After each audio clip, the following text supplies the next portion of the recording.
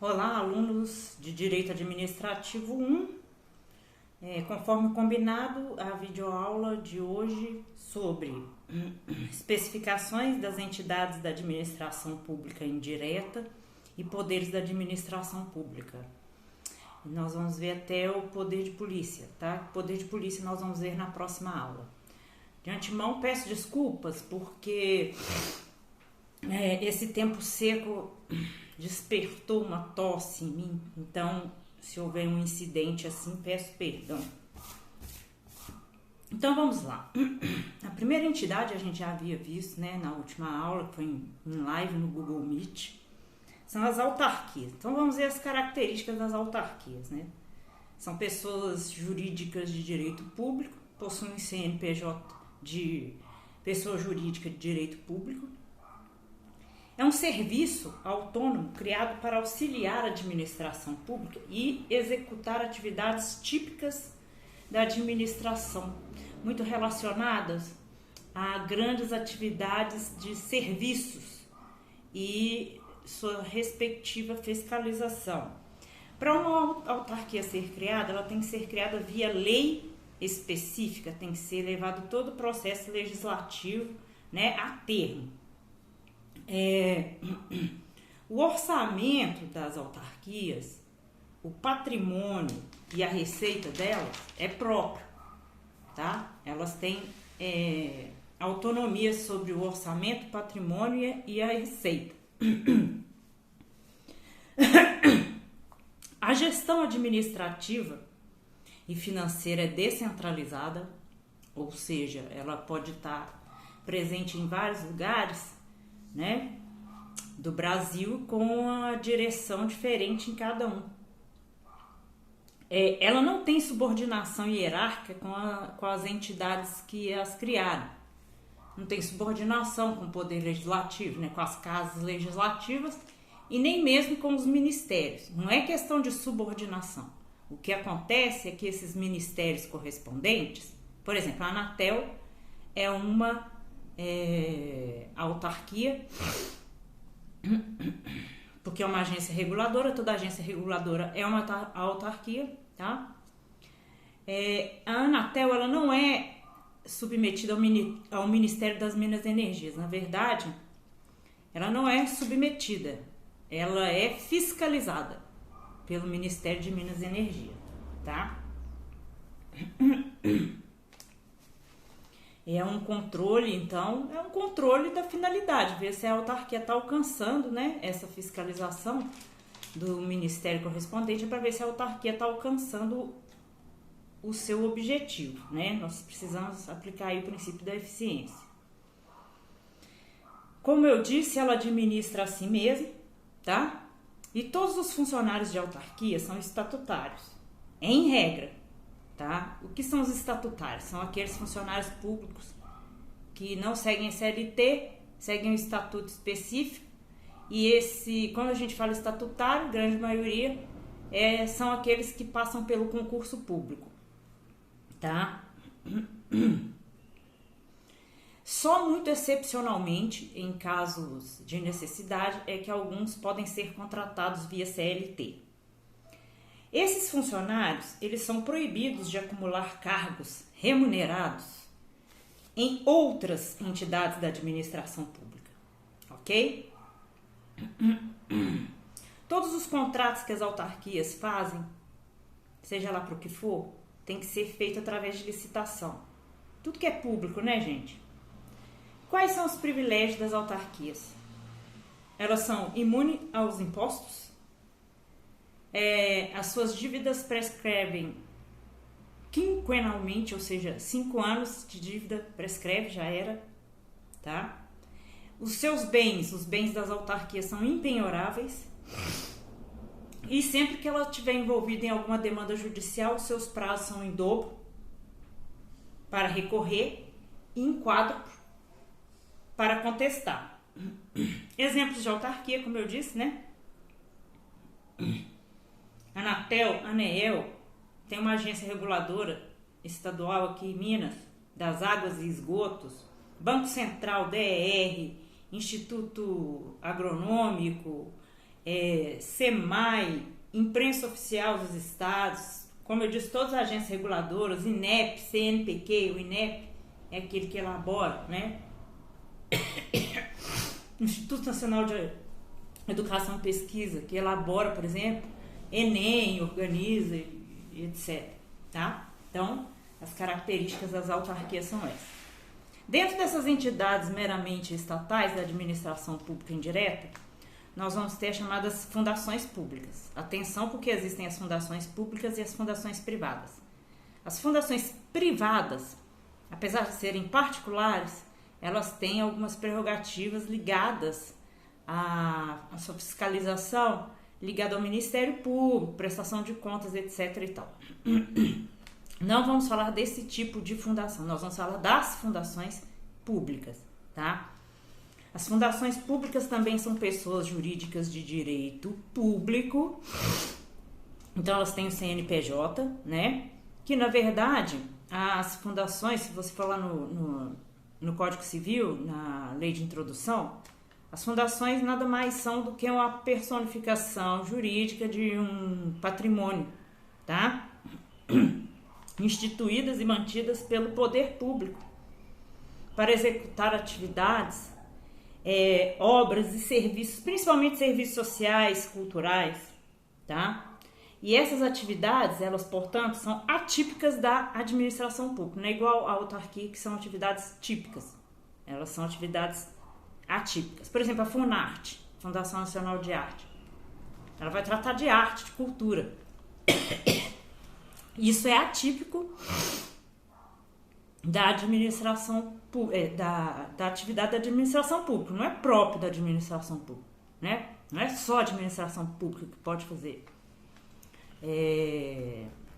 Então, a FUNARTE, a FUMA, né? A Fundação Mineira de Arte, a Fundação Mendes Pimentel, lá da Federal, da Universidade Federal de Minas Gerais, eles pegaram uma parte do patrimônio, personificaram através, né, de um patrimônio que são prédios, móveis e outras coisas mais, e personificaram através de uma pessoa jurídica de direito público chamada Fundação Pública. As fundações, elas são criadas por lei autorizativa, então elas são criadas por lei também, tá? Mas é uma lei, vamos assim dizer, que tem menos burocracia para poder passar, né? Enquanto a autarquia, elas são criadas por lei específica para criar a autarquia, as fundações, as leis são autorizativas, ou seja, autoriza-se, essa lei aqui tem isso, isso, isso, e tem também uma autorização para criar uma fundação qualquer. Então, não é uma lei específica, tá? As fundações também têm orçamento, patrimônio e receita próprio, desvinculado, né, da matriz. Eles têm patrimônio, que é personificado, receita e orçamento próprios. A gestão também é descentralizada, né? A FUNARTE, por exemplo, que é nacional, tem um diretor aqui em Belo Horizonte, outro no Rio, outro em São Paulo, Brasília, etc. Também não tem subordinação hierárquica com o Ministério ou Secretaria correspondente. Não tem, né, FUNARTE, não tem subordinação desculpa, ao Ministério da Cultura. As fundações só são fiscalizadas para ver se alcançam os seus fins, né? Que fazem parte da administração pública indireta. E todos os serviços executados pelas fundações são sem fins lucrativos para o Estado, né? Ela administra a si mesma e tem que provar que ela não tem fins lucrativos, presta-se contas. Os funcionários são estatutários também, tá? Através de concurso público, e excepcionalmente também admitidos, muito excepcionalmente por necessidade, através de contratos de CLT. Quem trabalha numa fundação pública é proibido de acumular cargos remunerados na administração pública, tá? Então, quem trabalha em autarquia, quem trabalha em fundação pública, não pode exercer outro cargo remunerado na administração pública. Por exemplo, não pode, se eu sou secretária do diretor da Fundação X, eu não posso ser professora de escola pública, de universidade federal. Se eu sou secretária do diretor de uma autarquia, eu não posso, concursada e tudo, eu não posso dar aula, eu não posso ter outro cargo público, dar aula em escola pública, universidade pública e tudo mais. Os privilégios das fundações públicas, basicamente, são os mesmos das autarquias, que são as entidades da administração pública diretas estatais propriamente ditas.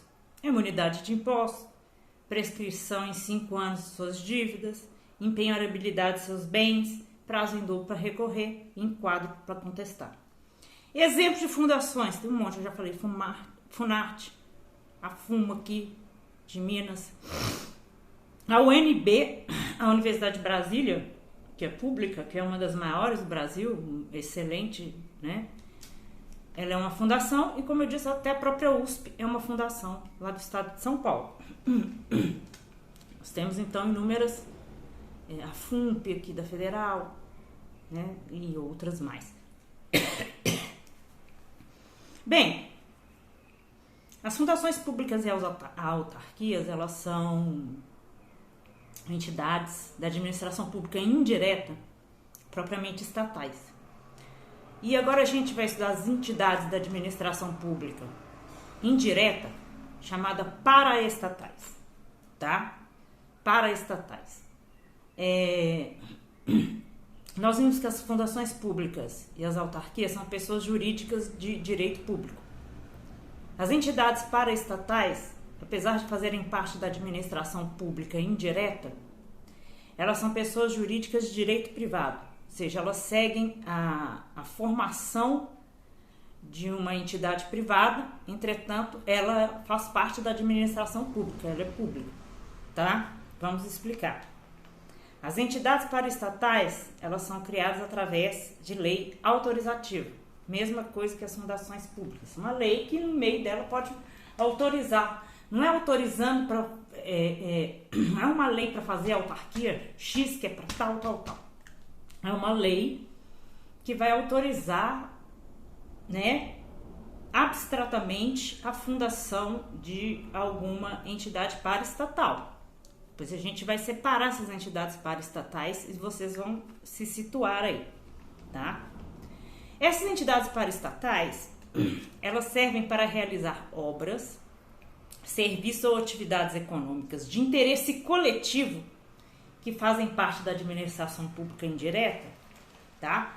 Mas que não seria conveniente totalmente a administração pública direta através dos chefes do executivo e seus ministros, secretários fazerem. Então precisa se reorganizar através das empresas públicas. As entidades paraestatais, portanto, são as empresas públicas, a sociedade de economia mista e os serviços sociais autônomos, certo? Bem, como eu disse, vamos ver agora o primeiro tipo de entidade paraestatal, que é a empresa pública. É uma pessoa jurídica de direito privado, tá? Como eu disse, a formação dela é como se fosse uma empresa privada, só que ela é pública. Formação estatutária, enfim. Como eu disse também, são destinadas à prestação de serviços industriais e atividades econômicas, mais pesadinhas assim, em que o Estado tem interesse próprio ou considere conveniente a coletividade, tá? Exemplos que a gente tem de empresas públicas: Correios, Caixa Econômica Federal é uma empresa pública, ok? Bem, tem mais, por exemplo, a Embraer, que agora foi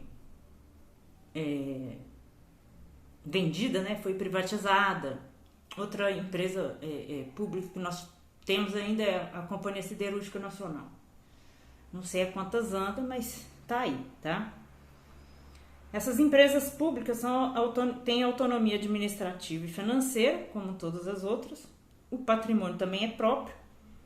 Pode ser utilizado, onerado ou alienado pela própria entidade, ou seja, ela se administra, capital das empresas públicas é exclusivamente do poder público, é dinheiro público, tá? É criada por lei autorizativa, todas as entidades paraestatais são, tá? E na verdade, como elas são pessoas jurídicas de direito privado, elas se valem dos meios da iniciativa privada para atingir os fins de interesse público. Por isso que elas são pessoas jurídicas de direito privado. Elas são empresas, então elas podem ter o quê? Lucro para o Estado, tá? Ah, dá lucro? Nada. Dá. Pode dar, pode não dar. Mas a empresa pública é assim. É uma empresa, ela parece com uma empresa privada, só que o capital é totalmente público e feito para a coletividade, para o interesse da coletividade, né? Elas também não são subordinadas aos respectivos ministérios ou secretarias, mas são fiscalizadas, como todas as outras.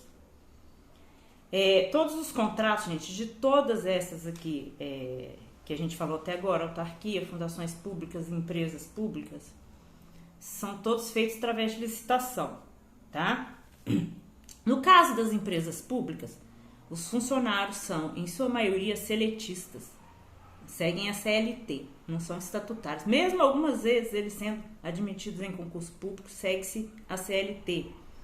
E são considerados funcionários públicos. Ou seja, o regime é de CLT, né? Mas,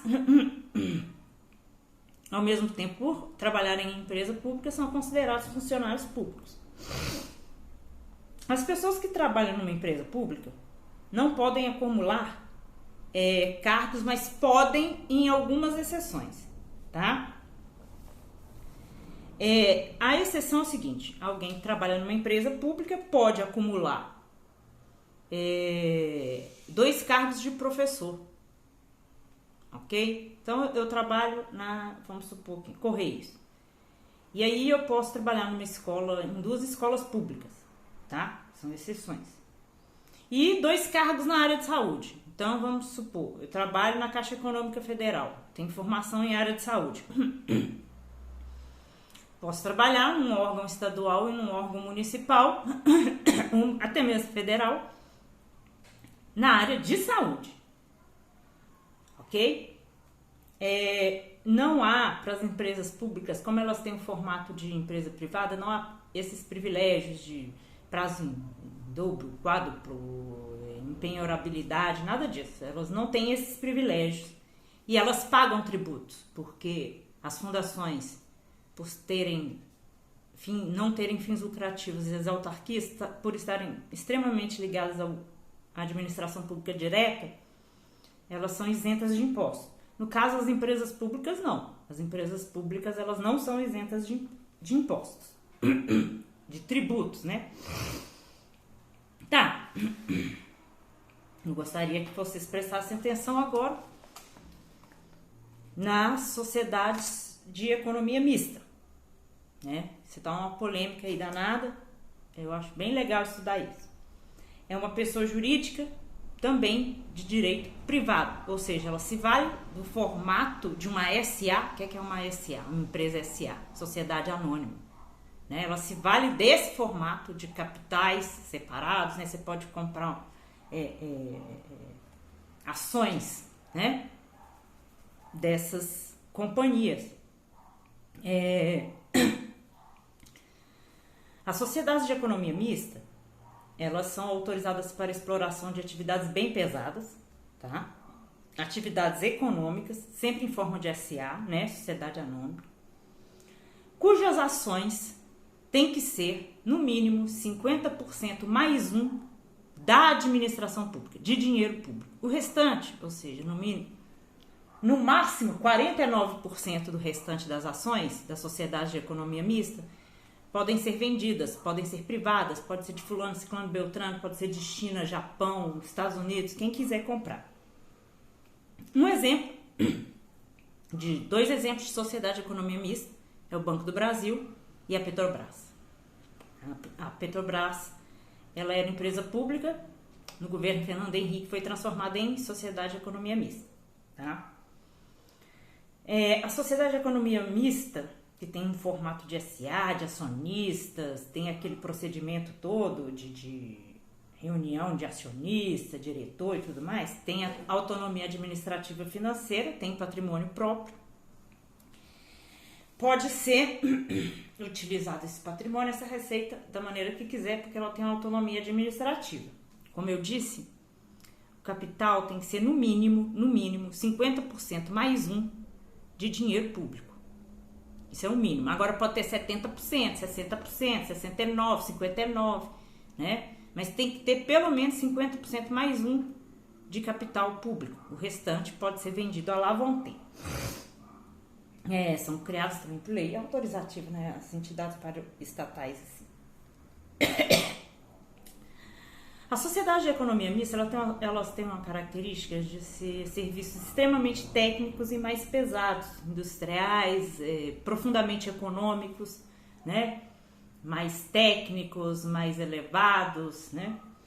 E que o Estado tem um interesse, né, de manter esse serviço em prol da coletividade aí, mas não igual eu falei para as empresas, das empresas públicas, não é conveniente para a própria administração pública direta, né, chefes de executivo, seus secretariados e ministérios, ficar fazendo. Então, vamos fazer uma sociedade de economia mista, que vai ficar uma coisa mais técnica e mais bem dividida, né? Da mesma forma, elas não são subordinadas aos respectivos ministérios e secretarias, elas só são fiscalizadas. Todos os seus contratos, todos através de licitação, porque a maioria do dinheiro dessas sociedades de economia mista, a maioria é público, então tem que ter licitação. Os funcionários, em sua maioria, também são seletistas, tá? Apesar de muitas vezes serem admitidos por concurso público, na sua maioria. E também são considerados funcionários públicos. Haja vista que, apesar de seguirem os regramentos da CLT, eles fazem concurso para entrar e trabalham numa sociedade de economia mista, cujo capital, em sua maioria, é dinheiro público. Quem trabalha numa sociedade de economia mista, em geral, não pode acumular cargos, tá? Não pode acumular cargos. Na sociedade de economia mista, você não pode acumular nenhum outro cargo público. Então, se eu trabalho, por exemplo, na Petrobras, eu não posso nem dar aula na Federal, nem trabalhar na saúde pública, nem nada. Da mesma forma como as empresas públicas, né, elas têm um formato de empresas, só o formato, né, capital público, outro é capital público em sua maioria, não tem nenhum daqueles privilégios de prazo, de empenhorabilidade, prescrição de dívidas em 5 anos, né? Não tem privilégios e pagam tributos porque tem capital, né? Inclusive capital